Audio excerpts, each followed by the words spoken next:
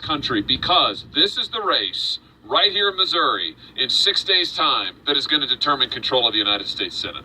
This is it. It's going to come down to the state of Missouri. You look around the map, you look at those other races, the liberal takeover that the Democrats are planning in the House and the Senate.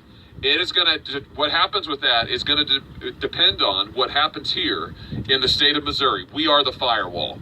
Our voices, our votes, we are the firewall. And the stakes just couldn't be higher. You know, it's such a privilege to serve with Eric Schmidt, and he couldn't have put it better. You know, if you look at what's happened in Washington, D.C. in this last month, 6 weeks, if you look what happened to Brett Kavanaugh, you see what the stakes are in this election. We had there a coordinated, planned smear campaign conducted by the Senate Democrats in a deliberate attempt to destroy a good man, to ruin his reputation, and to prevent President Trump from putting a key justice, a pro-Constitution, pro-heartland justice on the United States Supreme Court. And what I learned from that is the Democrats are hungry for power, and they will say anything, do anything, and destroy anyone in order to take power back. They have not heard a word that you said in 2016.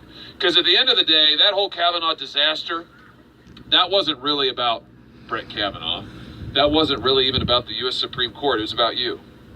It's about the fact that the Democrats, the liberal Democrats, have never accepted what you said in 2016. They've never accepted it. They've never accepted the results of that election. They've never accepted it as legitimate. And now they want to seize power and overturn the results of 2016. Heck, they're talking about, the House Democrats say they want to impeach Justice Kavanaugh. We know they want to impeach the president. Dianne Feinstein has vowed that the hearings will continue again if she gets back to power. If Senator McCaskill is reelected in this state, that is what we are looking at. We're looking at a left liberal takeover that will reverse everything we've been able to achieve in the last 2 years, and most importantly, that will reverse your will, the will of we the people. And that's what we're fighting for. It's just that simple. You know, Senator McCaskill said the other day to a reporter over in Washington, Missouri, she said, you know, so I think voters, number one, I don't think they'll remember anything about Brett Kavanaugh when they go to the polls. She says, I just don't think they'll remember that. So it'll be too long. That's the first thing she said. The second thing she said was, I hope that the voters realize I didn't really have anything to do with that. And I said, now, wait a minute. You had a vote. And you voted no. You voted with your party. You had a voice, and you didn't raise it to stop this smear campaign, this circus, and this disgrace. In fact, she was with the Democrats every step of the way, just like she has been for 12 long years in office and 36 years in politics. She votes with Chuck Schumer almost 90% of the time. We tallied it up the other day. Over 2,800 votes with Chuck Schumer, her party boss, in the United States Senate. That's not what Missouri wants. That's not what Missouri needs. You know, this idea that you just won't remember Brett Kavanaugh, you get to thinking about it, that's pretty much Senator McCaskill's attitude towards all of us on all the most important issues. You know, she voted to protect the terrible waters of the United States rule. She voted for it. But she thinks that you won't remember. She voted for all of those environmentalist regulations coming out of the Obama EPA that have been a stranglehold on our farms, but she thinks that you won't remember. She voted against tax cuts for you. She thinks you won't remember. She voted to raise your taxes over 200 times in the United States Senate, but she thinks you won't remember. She's voted against building a border wall. She's voted against funding for a border wall. She's in favor of an open borders bill. Dianne Feinstein wrote it. Claire McCaskill has her name on it right now in the U.S. Senate. This is what she wants to do at the border, is just open it up. She thinks you won't remember. She voted for amnesty. She thinks you won't remember. I think you're starting to get the picture. Senator McCaskill thinks that she can tell you one thing and then go to Washington and do something completely different, and she thinks that you won't remember. I tell you what, on November the 6th, we need to tell Claire McCaskill we remember. We know who we are. We know what we're about. We know what we want, and we're going to hold her accountable. Do you agree with that? Yeah.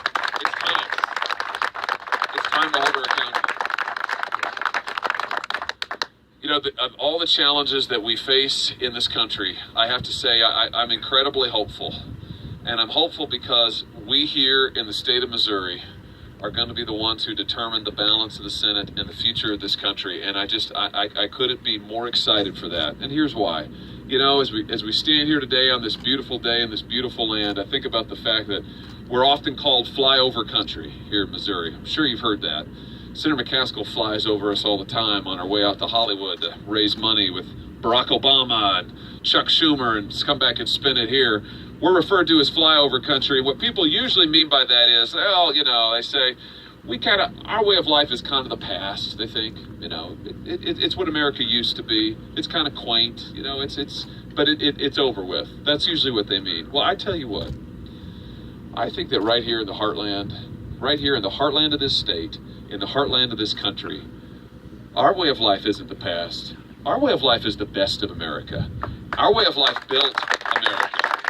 And our way of life is going to save America, and it's going to do it this fall. We represent the future of this country, and in times of peril and in times of need, this country has always looked to us here in the heartland to stand and to defend what we Americans hold most dear, and that's what they need from us now.